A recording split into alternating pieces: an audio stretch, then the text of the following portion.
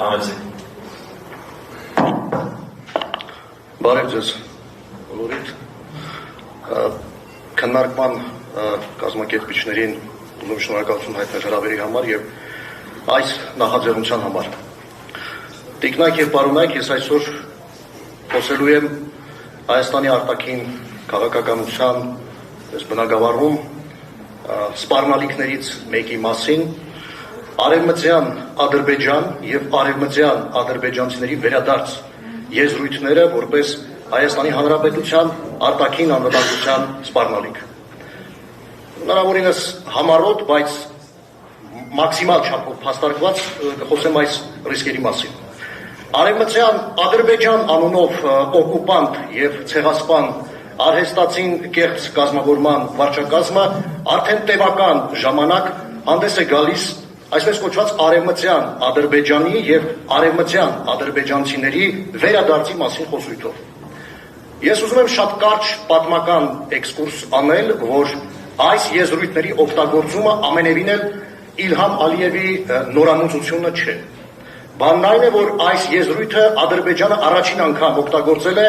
1998 թվականի դեկտեմբերի 11-ին Հեյդար Ալիևի շուրթերով։ Շատ զարմանալի է, որ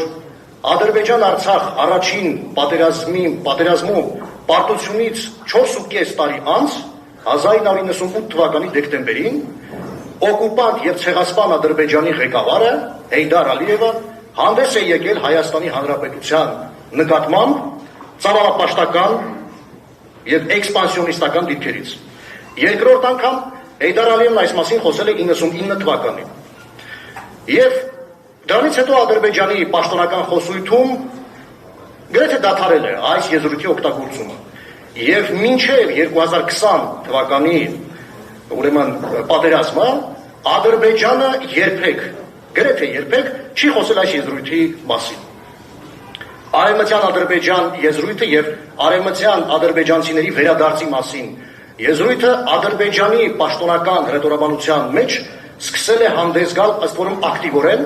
2020 թվականի պատերազմից 2 տարի անց, 2022 թվականին, երբ այս մասին բացահայտ արդեն խոսեց Իլհամ Ալիևը։ Այսպիսով,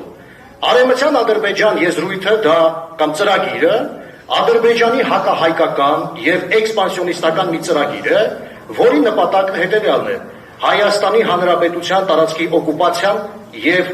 ադրբեջանցիներով կամ որ ավելի ճիշտ է կովկասյան թաթարներով վերաբնակեցումն է։ Հավատալով այս խոսույթներին, արևմտյան Ադրբեջան և արևմտյան ադրբեջանցիների վերադարձի մասին խոսույթներին, Իլհամ Ալիևը գնացել է ավելի հեռու, հայտարարելով կոնկրետ թիվ, որ այդքան մարդ պիտի վերադառնա իր բառերով ասած արևմտյան Ադրբեջան 300,000։ Ես մեջբերում եմ իր խոսքից մի ուշագրավ հատված։ Այսօր մենք ասում ենք, որ 300,000 ադրբեջանցիներ պետք է վերադառնան այդ շրջաններ, բայց ընդհանուր առմամբ այդտեղից հեռացած և Ադրբեջանի տարբեր շրջաններում ապրող մարդկանց և նրանց թոռների ու ժառանգների թիվը մի քանի անգամ ավելին է, քան 300,000-ը։ Մեջբերման ավարտը։ Հատուկ հարկ եմ համարում նշել, որ Հայաստանում երբեք, ընդգծում եմ, երբեք 300,000 ադրբեջանցի, ավելի ճիշտ կովկասյան թաթար, չի բնակվել։ Ցարական Ռուսաստանում առաջին անգամ 1897 թվականին, ապա Խորհրդային Միությունում առաջին անգամ 1926 թվականին, երկրորդ անգամ 1937 թվականին անցկացված մարդահամարների արդյունքները անփոփոխ փաստաթղթերում չի հիշատակվում ադրբեջանցի անունով ազգություն։ Նշված փաստերը հիմք են տալիս պնդելու, որ մինչև 1937 թվականը ներառյալ ցարական Ռուսաստանում և ոչ էլ ԽՍՀՄ-ում գոյություն չի ունեցել ադրբեջանցի անունով ազգություն։ Առաջին անգամ ադրբեջանցի ազգության մասին հիշատակվել է 1939 թվականին ԽՍՀՄ-ում անցկացված երրորդ մարդահամարի ժամանակ։ Հայաստանում երբևէ ապրած ադրբեջանցիների կամ կովկասյան թաթարների առավելագույն թիվը արձանագրվել է 1979 թվականին ԽՍՀՄ-ում անցկացված նախավերջին 6-րդ մարդահամարի տվյալների համաձայն։ Ըստ այդ տվյալների 1979 թվականի հունվարի 17-ի դրությամբ Խորհրդային Հայաստանում ապրող ադրբեջանցիների թվաքանակը կազմել է 160,841 մարդ կամ ընդհանուր բնակչության 5,2%-ը։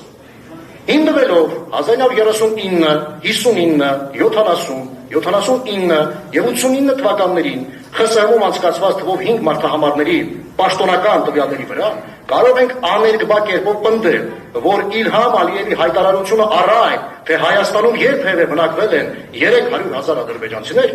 նվազագույն քննադատությանը չդիմացող կեղծիք է եւ սուտ։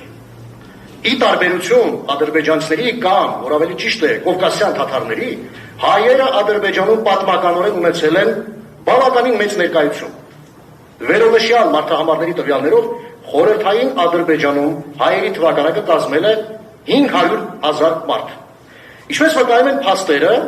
նախքան Ադրբեջանի կողմից Արցախի հանրապետության տարածքի մի զգալի մասի օկուպացիան, Ադրբեջանի վարչակազմը նպատակահարմար չի համարել խոսել այս եզրույթների արևմտյան Ադրբեջանի, արևմտյան ադրբեջանցիների վերադարձի մասին։ Այս մասին վկայել է հենց ինքը Իլհամ Ալիևը 2022 թվականի դեկտեմբերի 24-ին, ասելով մասնավորաբար հետևյալը. այս հարցը մեր օրակարգում է հենց հիմա, Ղարաբաղյան հիմնախնդրի լուծումից հետո։ Իհարկե, նախքան Ղարաբաղյան կոնֆլիկտի լուծումը այս մասին խոսելը գուցե վաղ էր, բայց այսօր իմ կարծիքով պետք չէ ժամանակ կորցնել։ Երկրորդ անգամ այս բովանդակության հաստատում կամ հայտարարություն նա արել է 2023 թվականի հունվարի 12-ին տեղական մի շարք ԶԼՄ-ներին տված հարցազրույցի ժամանակ։ Փաստորեն, Արցախի ինչ է ստացվում, որ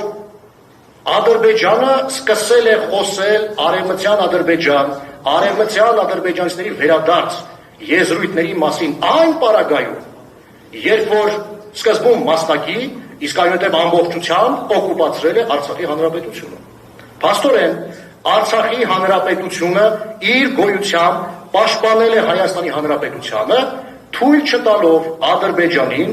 ապօրինի հավակնություններ դրսևորել Հայաստանի նկատմամբ։ Հիմա ո՞րն է լուծումը։ Հետևաբար, Արցախի հանրապետության դեօկուպացիան հրատապ անհրաժեշտություն է։ Քանի որ դրանով իշարս բազմաթիվ դրական հետևանքների, որ կունենա հայ ժողովուրդը եւ Հայաստանի հանրապետությունը, կչեզոքացվեն այսպես կոչված արևմտյան Ադրբեջանի եւ արևմտյան ադրբեջանցիների վերադարձի մասին Ադրբեջանի վարչակազմի խոսույթները։ Իսկ թե ինչպես պիտի ազատագրել Արցախի հանրապետությունը, պատասխանը ավելի քան միարժեք է՝ ուժային եղանակով։ Ուժային եղանակի գործադրման համար մենք կարող ենք վկայակոչել ինչպես Ադրբեջանին, այնպես էլ համաշխարհային քաղաքականության մեջ քաղաքական եղանակ ստեղծող Ամերիկայի Միացյալ Նահանգներին, որը վերջերս տվեց ուժային եղանակի գործադրման թարմ օրինակ։ 2026 թվականի հունվարի 3-ին ԱՄՆ-ն կոպտերով խախտելով ՄԱԿ-ի կանոնադրության մեջ եւ Հելսինկյան եզրափակիչ ակտում ամրագրված միջազգային իրավունքի հանրահայտ սկզբունքները, մասնավորապես ուժ կամ ուժի սպառնալիք չկիրառելու, վեճերի խաղաղ կարգավորման մասին, պետությունների ներքին գործերին չմիջամտելու մասին սկզբունքները, ներխուժեց օտար պետության տարածք, առևանգեց այդ պետության ղեկավարին եւ նրա կնոջը, տեղափոխեց իր երկիր եւ այժմ պատրաստվում է նրանց դատել ԱՄՆ օրենսդրությամբ։ Իր բռնի գործողություններից անմիջապես հետո ԱՄՆ նախագահը հայտարարեց. այն ինչ տեղի ունեցավ Մադուրոյի հետ, կարող է տեղի ունենալ ցանկացածի հետ։ Սա թող դաս լինի բոլորին։ Սրանք ԱՄՆ նախագահի խոսքերն են։ Ինչ վերաբերում է ուժային եղանակի գործադրման համատեքստում Ադրբեջանի վարքագծին, ապա 2026 թվականի հունվարի 5-ին Իլհամ Ալիևը մասնավորապես հայտարարել է. առաջին, ժամանակակից աշխարհում գոյություն չունի այն, ինչը կոչվում է միջազգային իրավունք։ Թող բոլորը մոռանան դրա մասին։ Կա ուժ, կա համագործակցություն, կա դաշնակցություն, կա փոխադարձօգնություն։ Երկրորդ, միջազգային իրավունք, ՄԱԿ, սրանք բոլորը մնացուկներ են։ Այս բոլորը այնքան հնացած են, որ դրանցից կարգելը պարզապես անլուրջ է, եւ ով դա անում է, պարզապես ապրում է հին իրականության մեջ։ Երրորդ, ոչ ոքի այլևս չի հետաքրքրում, թե ինչ է ասում, եւ ոչ ոքի հետաքրքիր չէ, թե որ կազմակերպությունը ինչ ռեզոլյուցիա է ընդունում, ինչ են ասում այսպես կոչված ժողովրդավարական Եվրոպայում։ Մենք անհանգստացած ենք, մենք հետևում ենք իրավիճակին, մենք քննարկում ենք մեր դիրքորոշումը։ Այսինքն, երբ խախտում է միջազգային իրավունքը, ապա ճիշտը դառնում է ուժեղը։ Հետևաբար, Արցախի հանրապետության վարչակազմը լեգիտիմ իրավունք ունի ուժային եղանակի գործադրմամբ դեօկուպացիայի ենթարկելու Արցախի հանրապետության տարածքը։ Այդպիսով, հնարավորություն տալով Արցախի մեր հայրենակիցներին տիրոջ իրավունքով եւ կարգավիճակով վերադառնալու իրենց հազարամյակների բնորոշ։ Ադրբեջան անունով արհեստացին կեղծ կազմավորման հետ հնարավոր չի լինելու ունենալ խաղաղ գոյակցություն, քանի դեռ չի ազատագրվել Արցախի հանրապետությունը։ Հայկական պետականությանը սպառնացող արտաքին վտանգների շարքում առաջնակարգ տեղ զբաղեցնող Ադրբեջան անունով կազմավորման գոյությունը լրջագույն սպառնալիք է Հայաստանի Հանրապետության համար։ Հայաստանում պիտի ձևավորվի արհեստավարժ, ազգային պետական շահերը սպասարկելու հետագիծ, ցանկություն եւ կարողություն ունեցող վարչակազմ, որը իր արտաքին քաղաքական առաջնահերթ նպատակներից մեկը պիտի դարձնի տեսանելի ապագայում Արցախի հանրապետության դեօկուպացիային նպաստելու միջոցով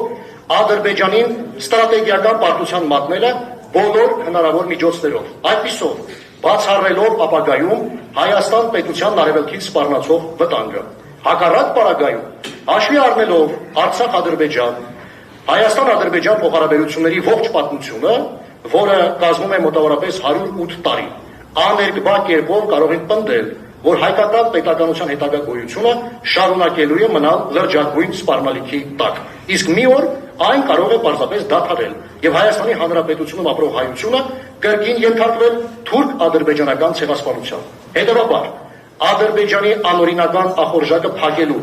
լավագույն, հուսալի եւ երաշխավորված եղանակը Արցախի հանրապետության դեօկուպացիան է եւ այնտեղ հայկական իշխանության վերահաստատումը։ Արցախը չազատագրելու դեպքում Հայաստանի Հանրապետությունը որպես պետություն նման է լինելու մեկ ոտքը անդամահատված մարդու։ Շնորհակալ եմ ուշադրության համար։